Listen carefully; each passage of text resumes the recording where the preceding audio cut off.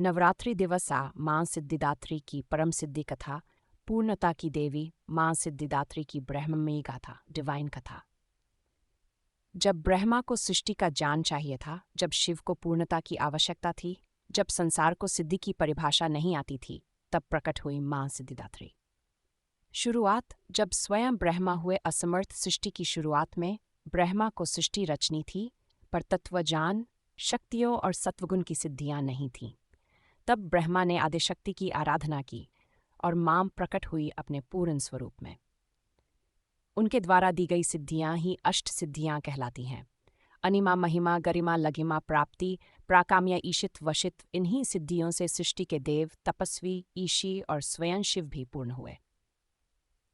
शिव बने अर्धनारीश्वर मां सिद्धिदात्री के कारण कहते हैं। जब शिव ने मां सिद्धिदात्री से संपूर्ण ज्ञान और सिद्धियां प्राप्त की, तब वह आधे स्वयं और आधे शक्ति हो गए। तभी शिव का अर्धनारीश्वर रूप प्रकट हुआ, क्योंकि सिद्धि के बिना शिव भी अधूरे हैं।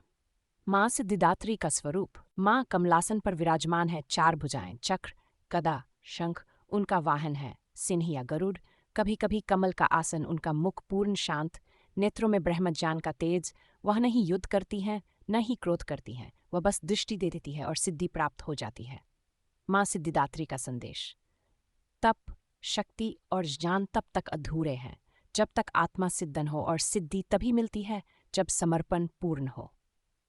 मां सिद्धिदात्री की आराधना से लाभ, सभी आध्यात्मिक सिद्धियों की प्राप्ति, आत्मज्ञान और ध्यान में उच्च अवस्था, सत्वगुण की वृद्धि, शिव शक्ति के संतुलन की अनुभूति, पूर्णता का अनुभव। मंत्र, देवी सिद्धिदात्रेय नमः। वह युद्ध नहीं करती, वह क्रांति नहीं लाती, वह बस पूर्णता के प्रकाश से तुम्हारे भीतर की अपूर्णता को मिटा देती है। मां सिद्धिदात्री वह अंतिम चरण है जहां साधना सिद्ध होती है।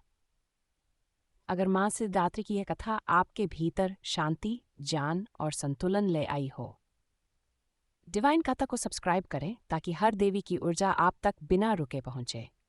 वीडियो को लाइक करें, कमेंट में लिखें क्या अब अपने भीतर कुछ पूर्ण महसूस कर पा रहे हैं। इस कथा को उन सबके साथ साझा करें जो अपने जीवन के 9 चरण पूरे करने की राह पर हैं। जय मां सिद्धिदात्री।